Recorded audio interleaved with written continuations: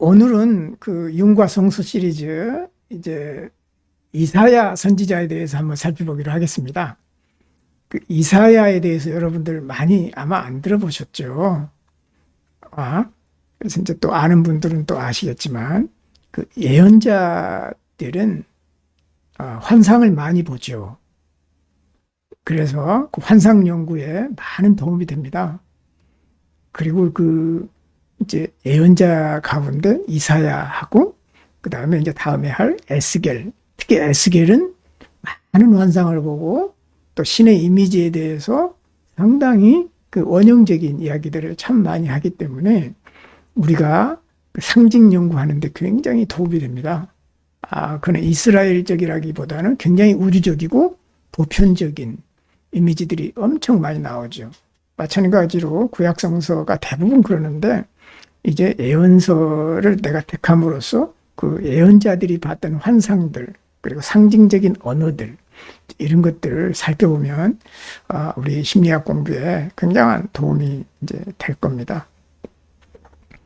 이 지금 화면이 모양이 좀 어떠나요? 좀 노트북처럼 돼 있어가지고 좀 그 모양이 좋죠?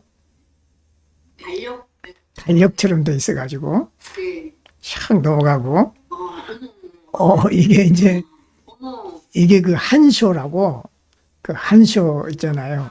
그 PPT 괜찮더라고요. 그래서 이제 PPT 기능을 다 하고 PPT하고 완전 호환이 돼서 이제 이걸로 해도 충분할 것 같아요. 그래서 그 예언자 이사야서를 살펴보면 총 66장으로 돼 있어요. 성경 중에서 가장 두꺼운 장수가 제일 많은 책이 이사야서입니다. 66장. 그래서 이제 그 방대한 양이에요. 그래가지고 아마 이사야서가 기록된 시기, 또 이사야가 활동했던 시기도 여기 보시면 기원전 8세기에서 5세기경이다. 대략 한 250년? 이제 이렇게 된단 말이죠. 그럼 이걸 과연 이사야가 한 사람에 의해서 기록이 됐을까? 이제 학자들은 이런 의문을 갖기 시작했죠. 그래서 이제 역사적으로도 거의 한 250년에 걸쳐서 기록이 됐기 때문에 아마 이사야서를 이제 최근의 학자들은 세 파트로 나누어서 그 세 파트마다 저자가 다를 거다. 이렇게 생각을 한 거죠. 물론 이제 교회 전통에서는 한 분의 저자에 의해서 이사야라고 하는 저자에서 기록이 됐다고 생각을 하지만 학자들은 그 기록 배경이라든가 역사적인 정황, 그래 사용된 언어 이런 것들을 이제 분석해 본 결과에 의하면 최소한 두세 명의 이제 저자들이 있었고 그 이제 두 번째, 세 번째 등장한 후대의 저자들은 그 이사야 이름을 따서 이제 덧붙였다. 이렇게 생각을 하는 겁니다. 그래서 이제 여기 보시면은 이사야, 첫 번째 이사야를 이사야서 1장에서부터 39장까지인데 이제 이스라엘, 즉 유다가 멸망하기 전에 예루살렘에서 활동했던 포로 이전 예언자입니다.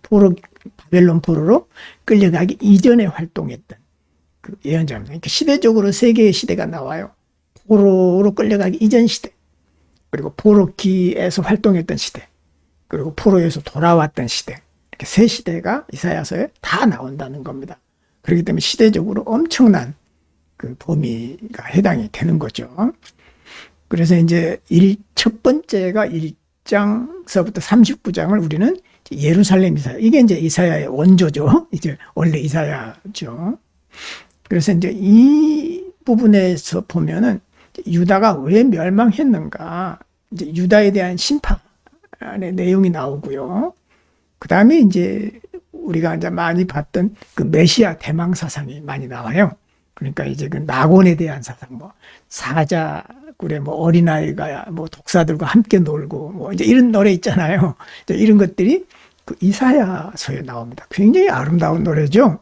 그 이제 이사야가 꿈꾸었던 낙원의 세계, 어린아이가 사자굴에서 독사들과 함께 논다라고 하는 그런 정말 그 낙원을 그렸던 앞으로 이제 구세주가 나타나면 이런 세상에 올 거다라고 하는 그 환상을 보는 거죠. 이사야가.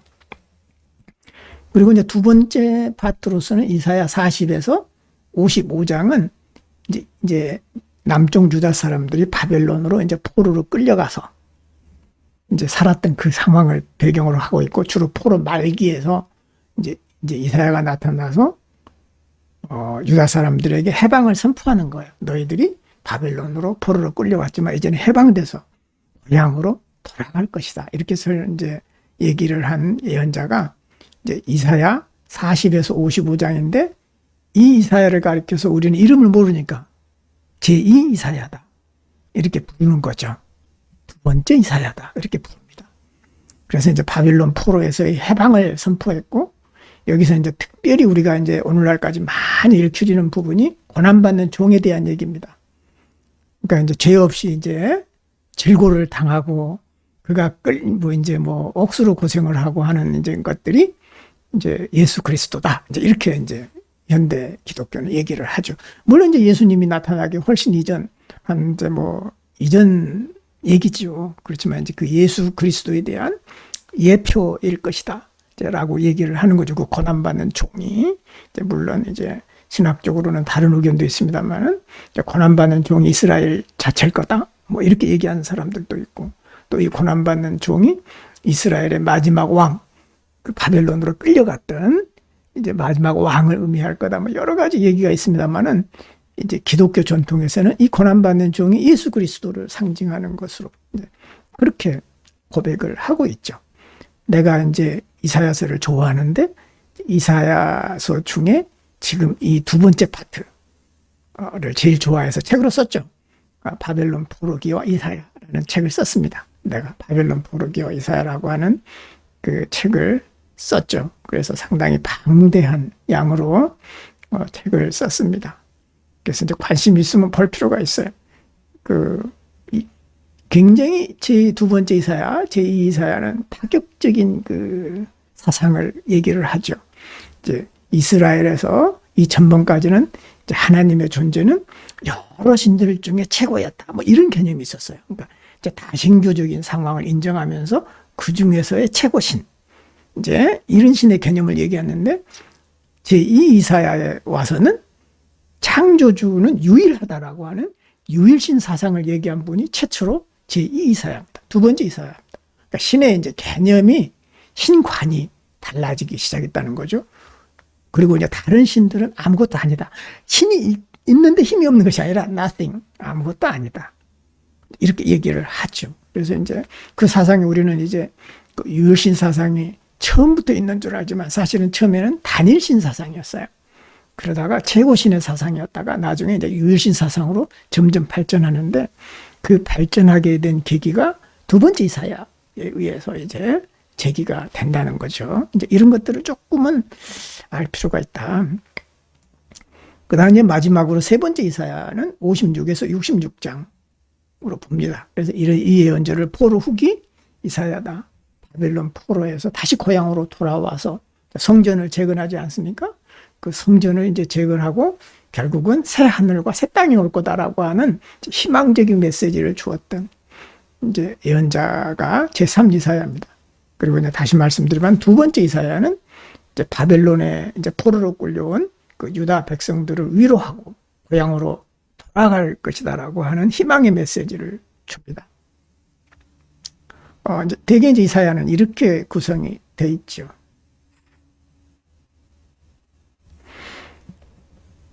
첫 번째는요, 이사야 1장 18절에서 보면은 그 빨강색에 대한 얘기를 이용해요. 색상 심리죠. 여호와께서 말씀하시되 오라 우리가 서로 변론하자. 특히 이사야서에는요, 서로 변론, 아규먼트, 이제 그 송사라 그러죠. 법정에서 그 재판하는 과정이 많이 나타나요. 야, 누가 맞나 따져보자 뭐 이런 식의 어투가 참 많이 나옵니다. 그래서 이제 너희의 죄가 주홍 같을지라도, 아주 빨간색이라 할지라도 눈과 같이 헤어질 거다. 너희 죄가 진홍같이 붉을지라도 양털같이 희게 되리라. 변하죠. 일종의 리비도의 변환이기도 해요. 이제 심리학적으로 본다면 어떻게 빨강이 이제 하얗게 되는가. 그래서 이제 빨강과 사랑의 여신, 빨강은 사랑의 색이죠. 그래서 사랑의 여신의 관계는 그대로 거슬러 올라갑니다. 주홍은 바벨론의 창녀와 그녀의 야성을 의미하는 색입니다. 주홍빛이라 그러면 상당히 이제 그 어떤 그 여성성을 의미하기도 하잖아요. 또 이제 또 성적인 열망을 주로 이제 의미하기도 하고요. 그래서 이제 바벨론의 창녀를 의미하기도 하고 그의 그 야성성을 이제 의미하기도 한다. 그런 색이다. 그래서 여기서 빨간색은 죄를 상징합니다. 죄를 상징할 때도 또 빨강을 또 쓰죠.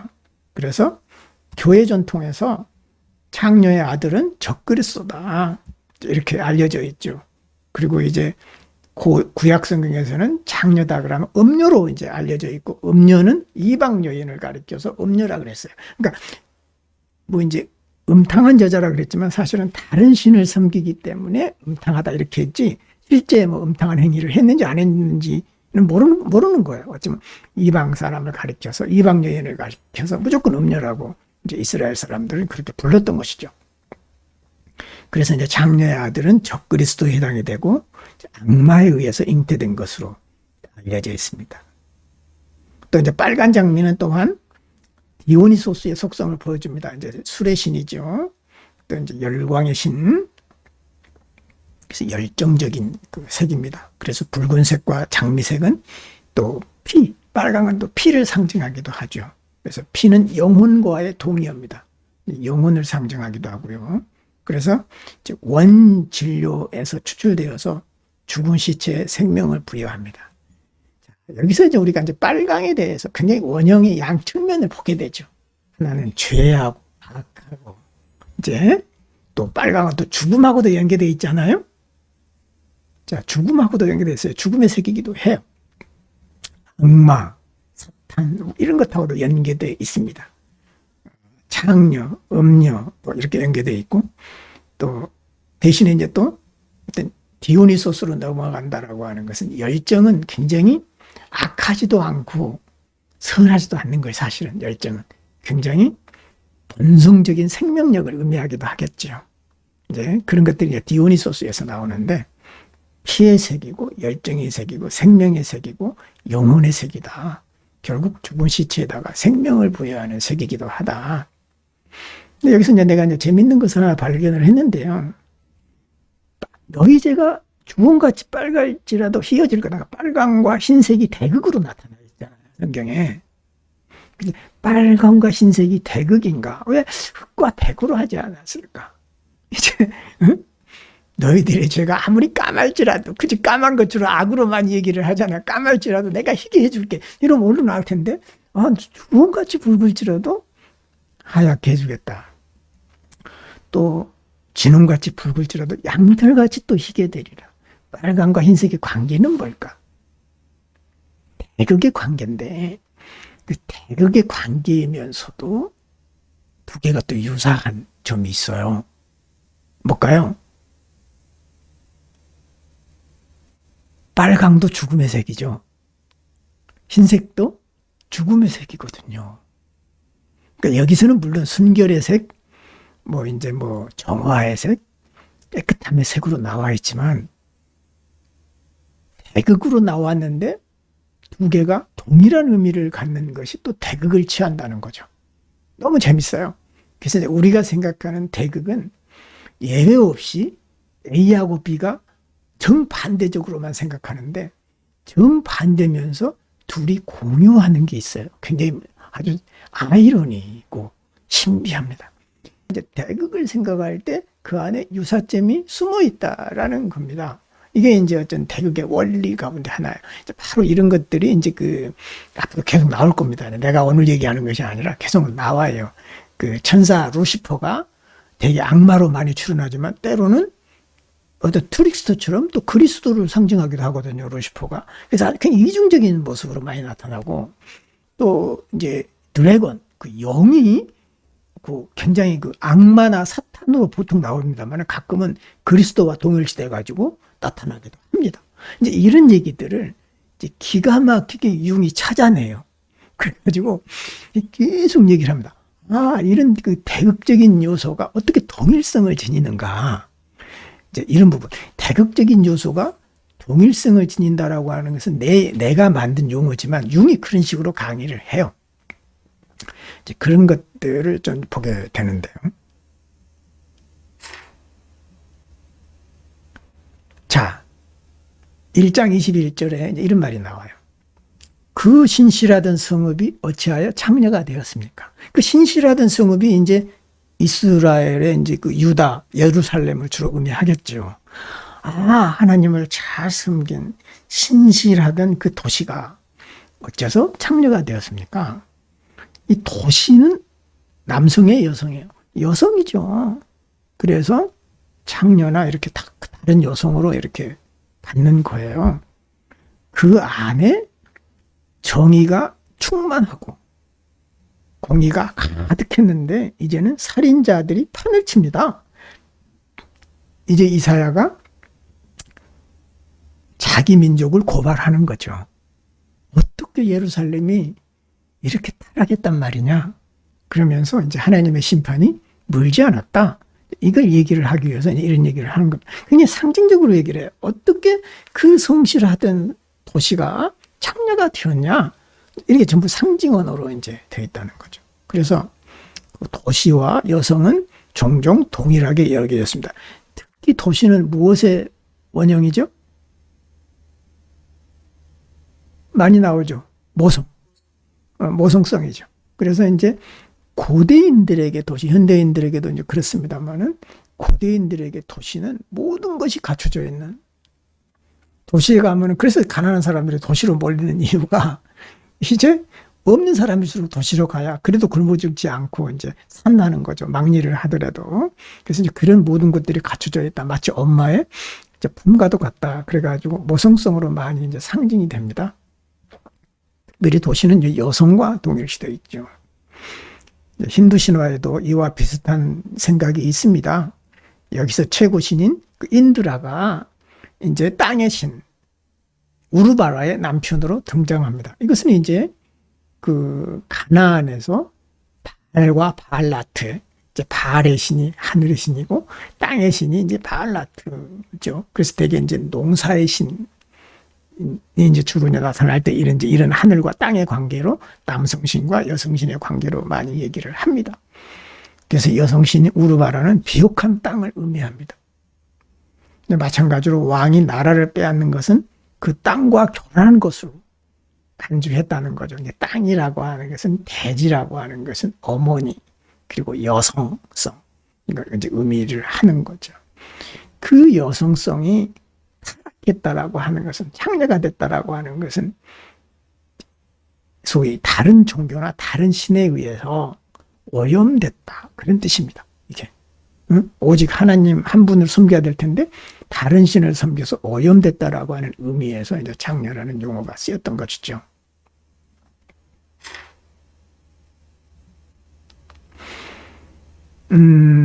이제 우리가 이제 새로운 관점에서 보게 되는데요.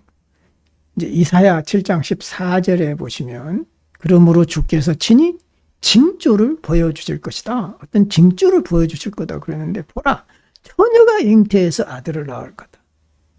이 얘기 많이 들었잖아요. 처녀가 잉태해서 아들을 낳을 거다. 물론 이 처녀를 여자로 번역하기도 합니다. 여자가 잉태해서 아이를 낳을 거다. 반드시 처녀는 아닐 거다. 뭐 이렇게 얘기하는 학자들도 있습니다. 어찌됐건 하여간 처녀가 잉태해서 아들을 낳을 거다. 그리고 그 이름을 임마누엘이라 하리라. 그래서 이제 여기서 이제 우리가 이제 기독교 전통에서는 일반 이제 남편이 있는 여성이라기보다는 남편이 없는 혹은 결혼하기 이전 남편을 알지 못하는 여성이 이제 소위 하늘과 결합하는 거잖아요. 그러니까 이 여성이 의식이라면은 그 여성과 결합하는 신은 무의식인 거예요. 그러니까 이것을 융은 심리학적으로 의식과 무의식의 결합으로 보는 거죠. 우리는 이제 종교적으로는 이제 기적이 일어난 거다. 그래서 이제 여성이 신과 결혼을 하면 아이도 낳을 수 있고 뭐 못하는 게 없다. 이런 생물학적으로 이제 이런 식으로 생각을 한다는 것이죠. 근데 이것은 이제 심리학적으로 보면은 신과 인간의 결합이고 인간이 의식을 대변한다면 신은 무의식을 대변한 거고 또 의식과 무의식이 서로 대극 관계에 있잖아요. 대극의 신비한 합일에 의해서 그리스도라고는 라피스가 탄생하는 거예요. 철학자의 돌이. 이제 그게 예수 그리스도인 거예요. 오케이? 그래서 그 임마누엘, 그 아이 이름을 임마누엘이라고 하리라. 임마누엘은 하나님이 우리와 함께 하신다. 그런 뜻인 거죠. 의식이 무의식과 결합하고 인간의 신과 결합하게 되면 신이 함께 할 수밖에 없는 거예요. 바로 이제 그런 의미에서 임마누엘을 이해할 필요가 있다는 것이죠. 그래서 심리적 대극의 자연스러운 조합은 이사야서에서도 찾아볼 수가 있다. 이사야서에서 처녀가 잉태해서 임마누엘이라고 하는 아들을 낳을 것이라고 말합니다. 의미심장하게도 임마누엘은 하나님이 우리와 함께 계신다는 뜻이다. 그러니까 심리학적으로 보면 하나님이 우리와 함께 하신다는 뜻이 뭐냐? 무의식의 잠재된 역동성과 결합한 것이다. 그러니까 의식이 어떤 무의식의 그 잠재적인 그 역동성과 결합을 할 때 거기서 신비한 신의 아들이 탄생하는데 이것을 연금술에서는 철학자의 돌이라고 얘기를 한 거예요. 라피스라고.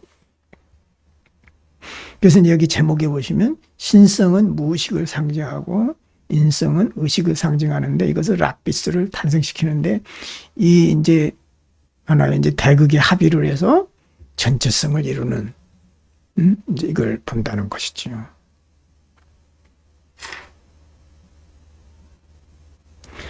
어, 7장 15절에 보시면 그가 악을 버리며 선을 택할 줄 알 때가 되면 엉긴 척과 꿀을 먹을 것이라. 대저 이 아기가 악을 버리며 선을 택할 줄 알기 전에 내가 미워하는 두 왕의 땅이 황폐하게 되리라. 자, 예수가 탄생하는, 구세주가 탄생하는 것은 우리는 이제 굉장히 좋은 일로 이제 알고 좋은 징조라고 생각하지만 오히려 구세주의 탄생은 심리적으로 보면 대재앙이라는 거예요. 좋아할 게 하나도 없다는 거죠. 왜냐하면 이전의 방식으로 오지 않기 때문에 그래요. 우리가 기대했던 방식이 아닌 거예요. 그러니까 우리는 보통 이제 만약에 이제 기독교인 같으면 현대 기독교인들도 예수님이 이렇게 오시겠지 기대하잖아요. 그런 방식으로 절대 안 온다는 겁니다. 전혀 예상하지 못한 방식으로 올 거다. 왜냐하면 생명도 없고 능력도 없고 더 발전할 가능성이 없는 처참한 그 한계 상황, 바로 그곳에서 예상하지 못했던 강력한 존재가 출현하게 된다는 거죠. 새롭고 강력한 생명이 솟아나기 때문에 재앙으로 느껴진다는 거죠. 우리가 기대하는 아주 멋있는 그런 이미지로 오면은 재앙이 아니겠죠. 근데 전혀 상상할 수 없는, 이것은 어찌 보면은 우리가 생각하는 악당으로 나올지도 모른다는 거죠. 예를 든다면. 전혀 우리는 이제 상상할 수 없는 거니까. 그것은 모든 합리주의자들이 아무것도 아닌 것으로 취급하는 정신에 알려지지 않는 부분인 무의식에서 흘러나온다. 한 번도 보지 못하는 집단 무의식에서 솟아나는 마치 마그마가 땅을 뚫고 나오는 것처럼 폭발적으로 어느 날 갑자기 뚫고 나오기 때문에 구세주의 출현은 그렇게 멋있는 것이 아니라 일종의 재앙이라는 거죠. 그래서 불신과 폐쇄된 사회에 새로운 에너지가 유입되고 새로운 생명이 잉태됩니다. 그러나 이 불명예스럽고 거부된 활력의 원천은 의식적 가치와 양립할 수 없기 때문에 억압됩니다.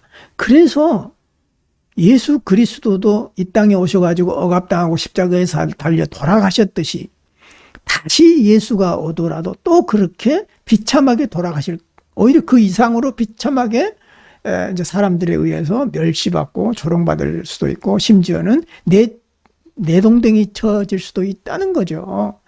우리는 어서 오십시오. 우리가 기다리고 있나이다. 주여 나를 살려주십사고 막 기도하고 난리를 치지만은 오히려 예수는 그곳에 전혀 없고 엉뚱한 곳에서 이상한 모습으로 나타났다가 개패듯이 쳐맞고 이제 아마 어디서 흔적도 없이 사라져 버릴지도 모른다. 이제 그런 겁니다.